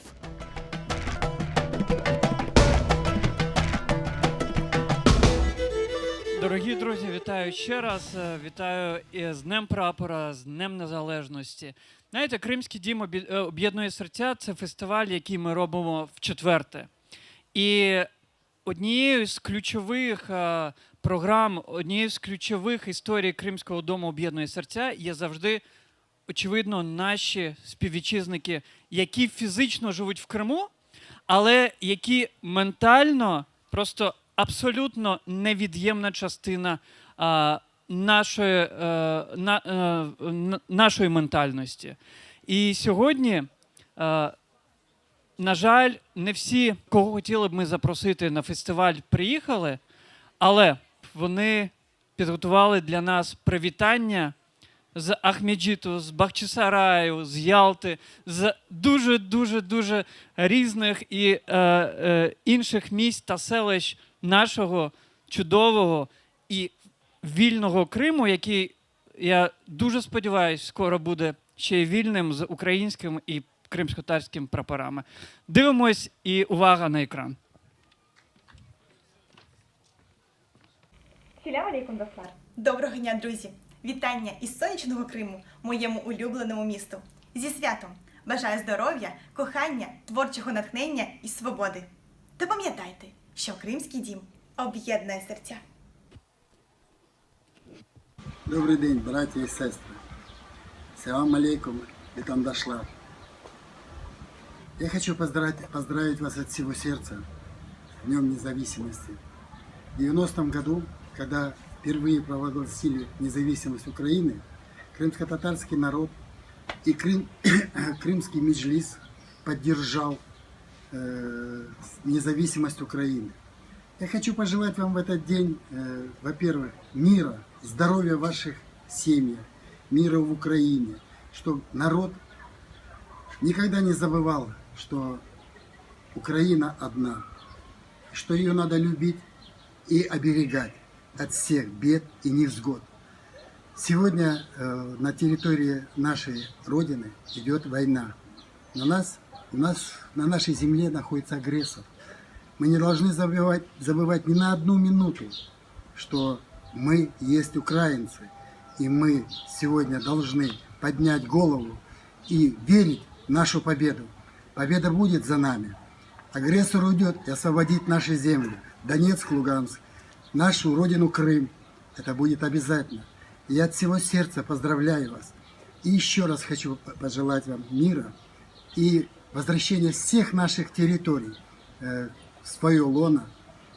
Пусть будет мир над Украиной, и Бог всегда ее оберегает. Слава Украине! Рамдан Силям.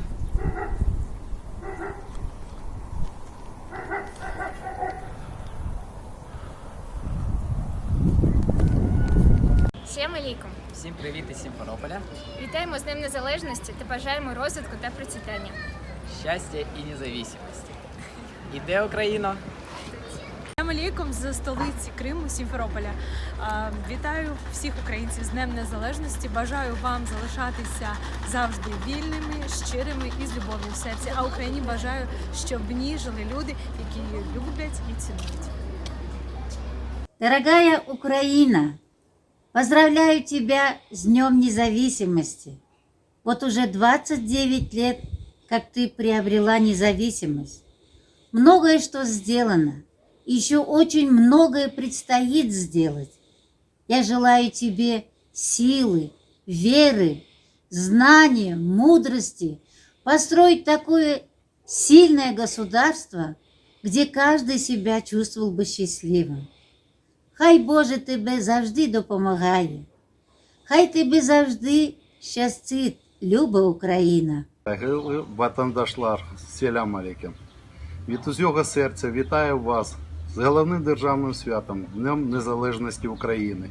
День 24 серпня 1991 року став переломним в історії нашого народу, точкою відліку, з якого розпочала свій поступ у майбутнє вільна та суверенна Україна. 29 років, які сплили з того дня, були для України та її громадян багатими на події. Чимало з них були щасливими і радісними, але інші вимагали терпіння та мужності. Випробуванням нашої любові до батьківщини стали останні роки, коли було анексовано Крим, коли йдуть бойові дії на сході України, коли кращі сини та доньки нашої країни стали на її захист, а тисячі з них за її волю і незалежність віддали життя. Тож поняття незалежності та єдності України набуло для нас особливого характеру та змісту, а дух патріотизму об'єднав людей різних національностей в єдину сучасну політичну націю. Націю, яка зможе вистояти у будь-яку негоду і переможе. Нинішній рік – це рік великих змін, пора сподівань і надій. Час, коли ми будуємо плани на майбутнє. Нехай же всі ці плани справдяться і над нашою державою засяє сонце миру. А в житті кожного громадянина України побільшає добра. Так буде, якщо всі ми докладемо спільних зусиль для збереження та розбудови нашої країни, припинимо війну та повернемо Крим і наші території на сході України. Кожному з вас я бажаю незламної віри в щасливу долю України. Зі святом вас! Слава Україні! Вітання Кримському дому та всій країні із Ахмеджиту. Мустахилях куну, хайрлы olsun.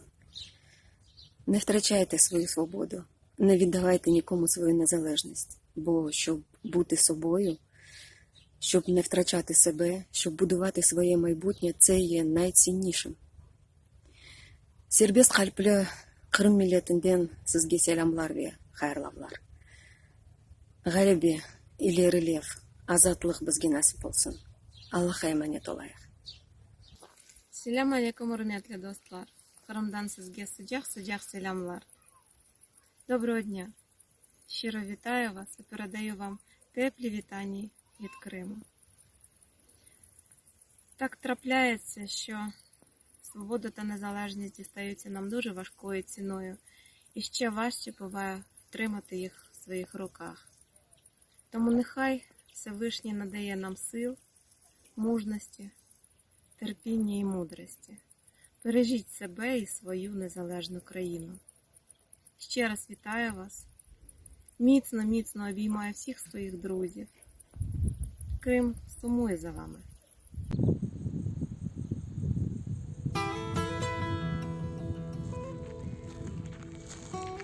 Любіть Україну, як сонце любіть, як вітер і трави, і води. В годину щасливу і в радості мить. Любіть у годину негоди. Навчила мови та передала любов до України наша вчителька з української Віра Михайлівна Примак. Через вірші Сосюри та Павличка, через твори Коцюбинського та Панаса Мирного, через пісні та балади ділилася вона з нами любов'ю до України. Бо коханню неможливо навчити. Тож нехай ця любов, як добрий вірус, поширюється світом та захищає тебе, Україно. Зі святом, Люба! Привіт вам з північного Криму!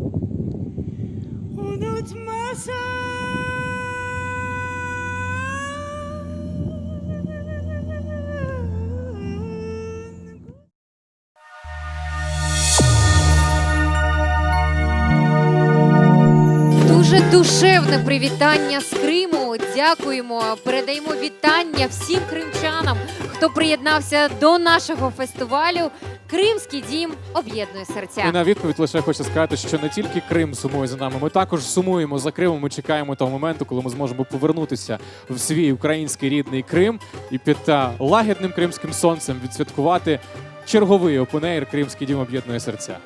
Знаєш, сьогодні учасники дискусії сказали, що наступного року в Бахчисарай. Я дуже в це вірю, правда. А я вірю, що це залежить також від кожного з нас. Якщо кожен по крапиці зусилля докладе до цього, то це обов'язково станеться. Ну а саме зараз на цій сцені вас вітатимуть своєю майстерністю, своєю чарівною посмішкою, даруватимуть вам свій талант наші друзі неймовірні. Вони вже були тут, і я сподіваюся, що ви зустрінете їх також гучними оплесками. Тому зустрічайте ансамбль народного танцю «Київ». Ваша сцена.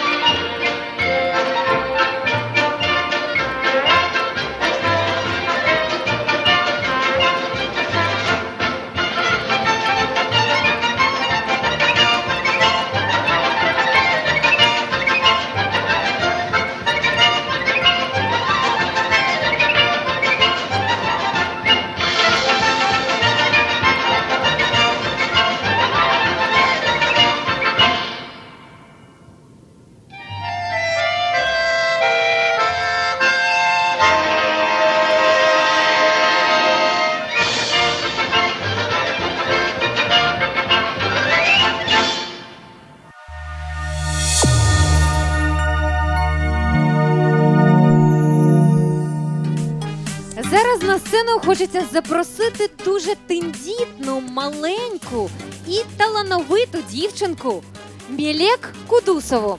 Мелек є учасницею ансамблю «Кунєш», і для вас вона виконає кримсько-татарський танець «Емір Джелял».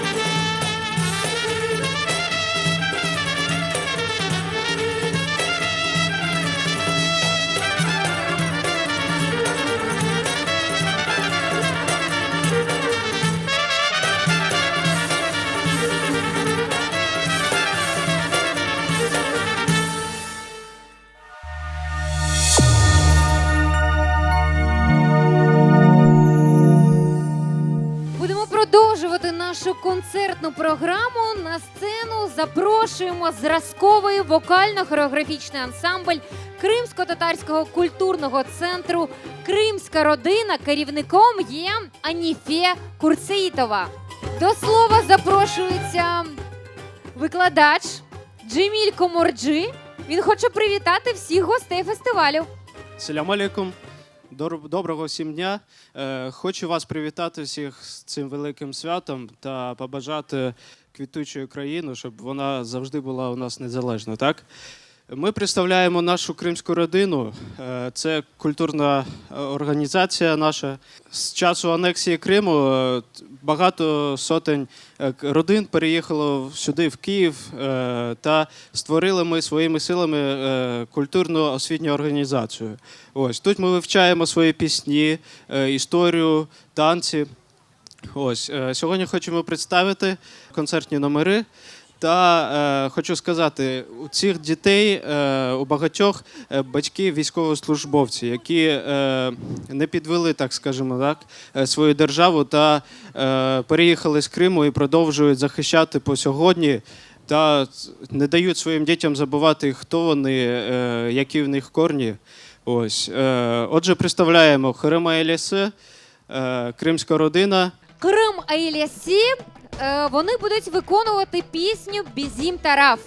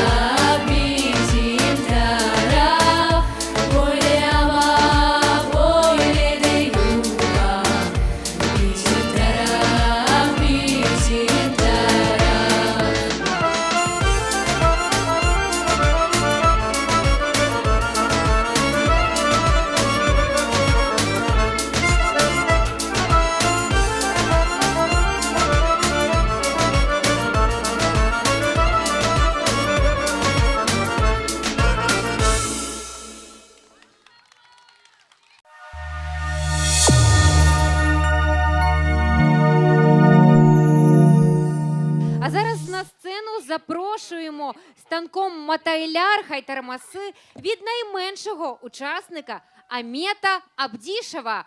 Оплески!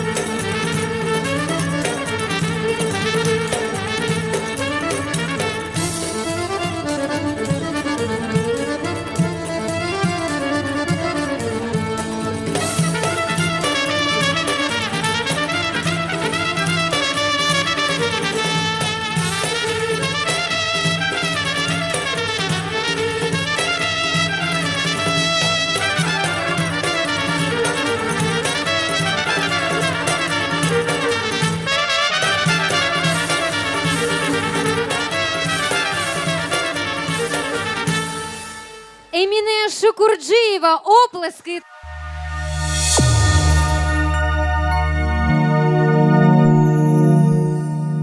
А зараз я запрошую Мавілія Абкерімову з українською піснею «Хто як не ти».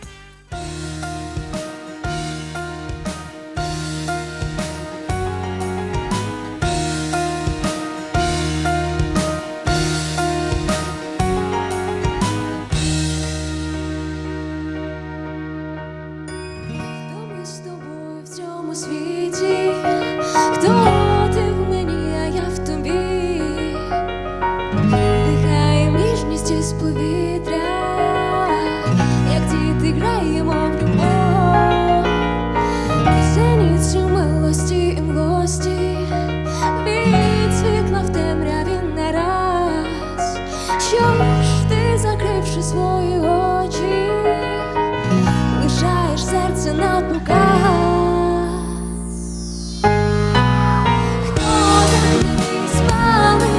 Хто ж побудує знов? Навчи мене жити, як ти, щоб не кипіла кров. Хто, як не ти, спалить мости? Хто ж побудує знов? Навчи мене жити, як ти, щоб не кипіла моя кров.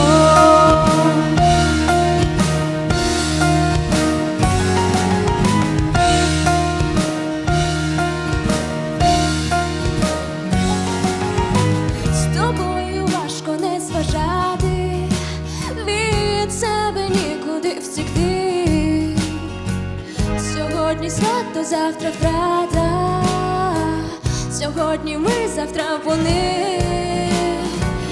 І я не знаю, де початок, і де кінець, не знаєш ти. До завтра можна не чекати, усе, що маю, все бери. Хто, як не ти, спалить мости? Хто ж побудує знов? Навчи мене жити, як ти, щоб не кипіла кров. Хто, як не ти, спалить мости? Хто ж побудує знов? Навчи мене жити, як ти, щоб не кипіла моя кров.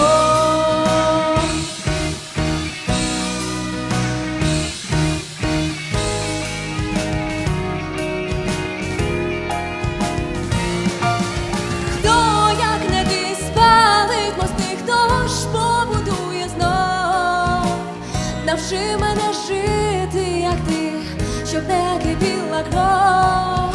Хто, як не ти, спалить мости? Хто ж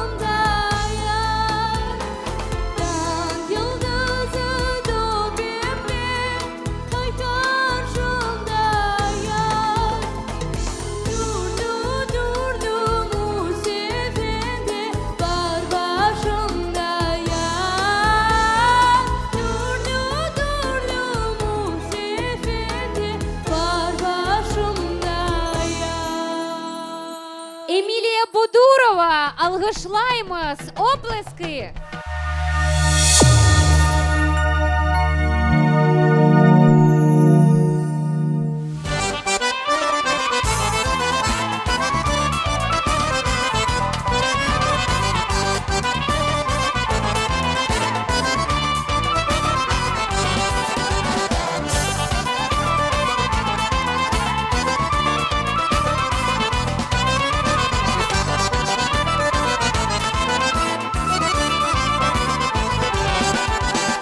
Asbarımda kuyusu vardı vay vay vay. Nedir salkı suyu da vardı vay vay vay. Evli güzel kızı da vardı vay vay vay. Birisi sana birisi bana vay vay vay. Asbarımda kuyusu vardı vay vay vay. Nedir salkı suyu da vardı vay vay vay. Evli güzel kızı da vardı vay vay vay. Birisi sana birisi bana vay vay vay.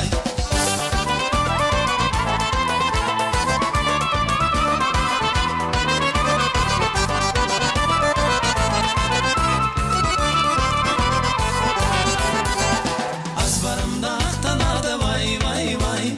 Kızım vardı maktanadı vay vay vay. Maktanasa yenidi vardı vay vay vay. Yanakında belini vardı vay vay vay. Asbarımda aktanadı vay vay vay. Kızım vardı maktanadı vay vay vay. Maktanasa yenidi vardı vay vay vay. Yanakında belini vardı vay vay vay.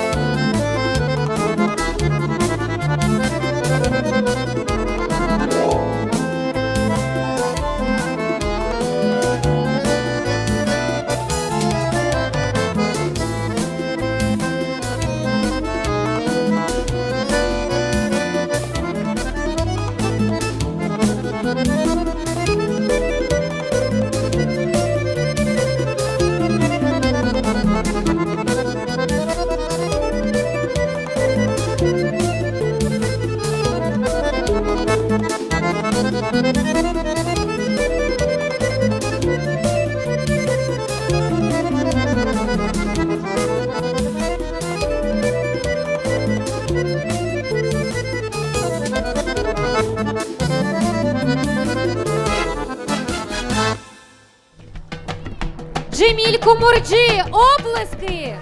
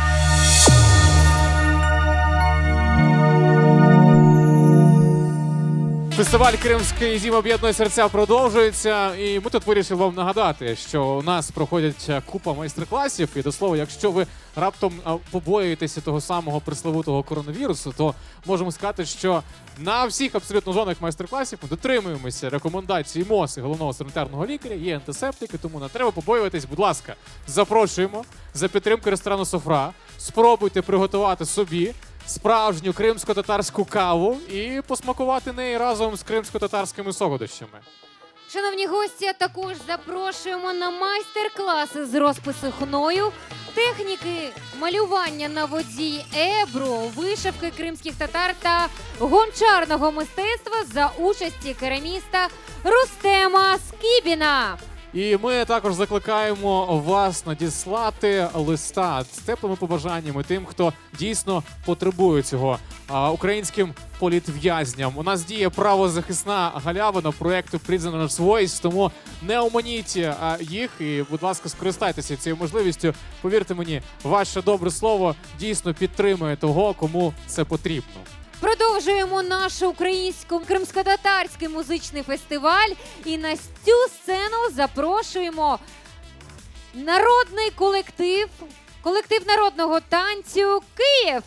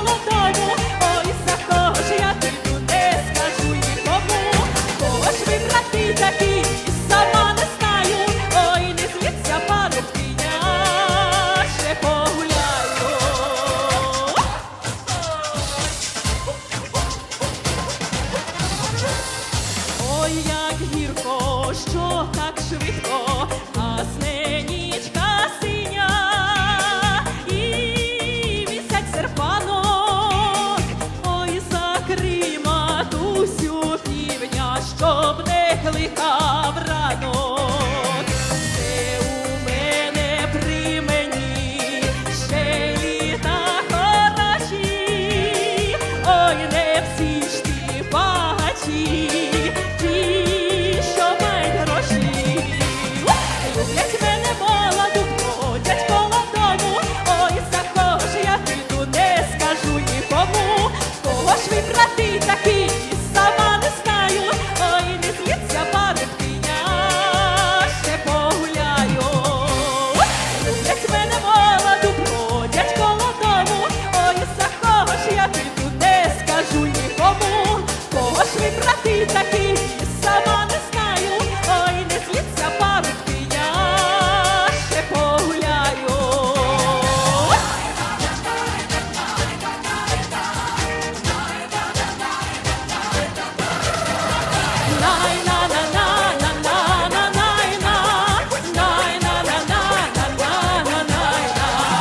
Люблять мене молоду, бродять коло дому, ой, за кого ж я піду, не скажу нікому.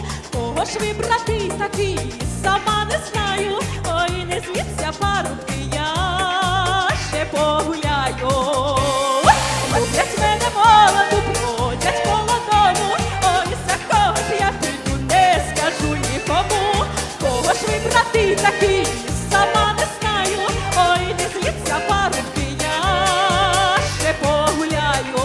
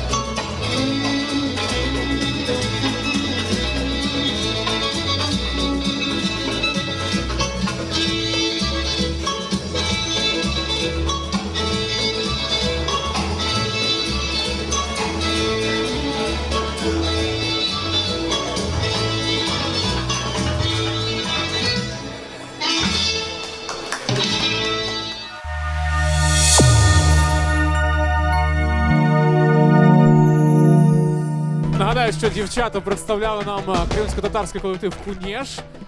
Ну, я тут про що подумав. Знаєш, Каліся, мені здається, що всі українські народи об'єднує одне. Це неймовірна любов, неймовірне прагнення до свободи. Всі ми бажаємо бути вільними, відчувати широке блакитне небо і не бачити перед собою жодних кордонів.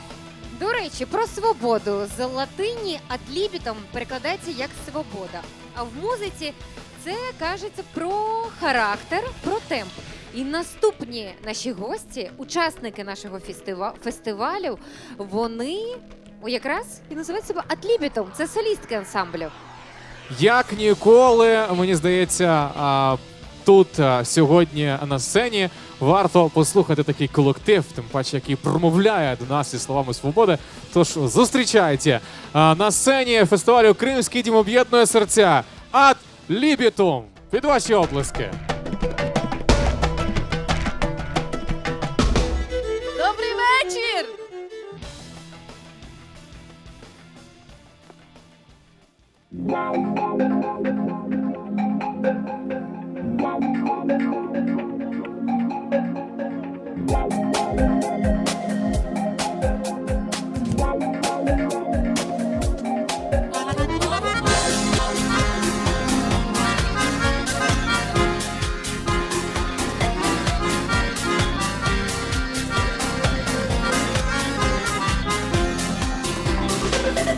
Ніжка гори вкрила, полонину всю залила, а мій постать сніжно-біла, гуцул Ксеню в ній пізнав. Він дивився в очі сині, тихо спершись на соснині, і слова палки любові він до неї промовляв. Гуцулко Ксеню, я тобі на трембіті, лиш одній цілій в світі, розкажу про любов, душа страждає, звук трембіти лунає, а що серце кохає, бо гаряче мовчав. Вже пройшло гаряче літо, гуцуличу любить скрито, а гуцулку чорноброву він в останній раз прощав. Черемоша грали хвилі, сумували очі сині, тільки вітер на соснині сумно пісню вигравав. Гуцулко Ксеню, я тобі на трембіті, лиш одній цілій в світі, розкажу про любов, душа страждає, звук трембіти лунає, а що серце кохає, бо гаряче мовчав.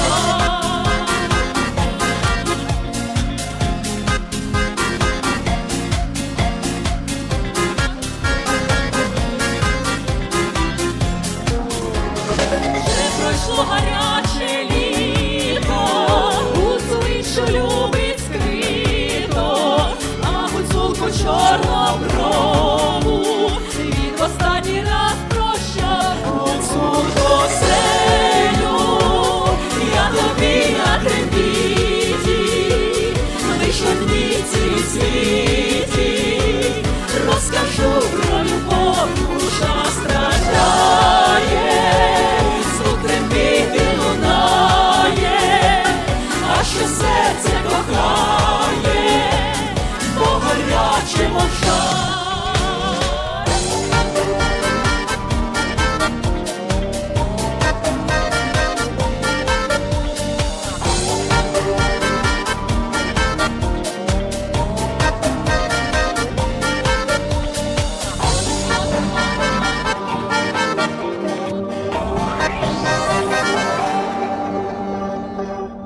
Добрий вечір ще раз вам!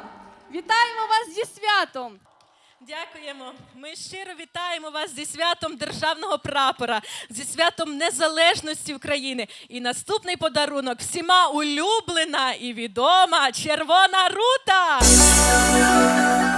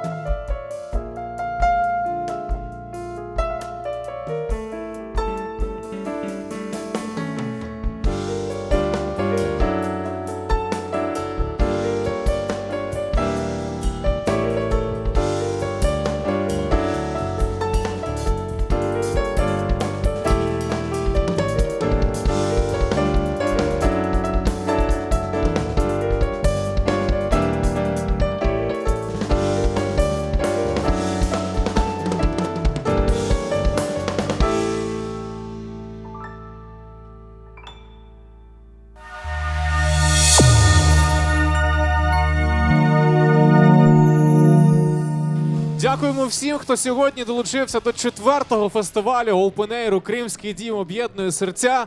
Кожного року ми змінюємо локації, кожного року шукаємо нові способи залучити вас. Кожного року знайомимо вас з кримсько-татарською культурою. І вже неодноразово тут на цій сцені звучала думка, побажання, мрія, аби наступного року ми зустрілися вже під кримським сонцем. В кримському Бахчисараї, в вільному Криму, я думаю, так і буде обов'язково. З Днем Прапора, з Днем Незалежності, всіх і кожного. Ну що ж, залишається лише побажати вам до зустрічі наступного року. Бережіть себе та своїх близьких. Мустахилік Кунун Хайрлоусун, Україно! Дякуємо!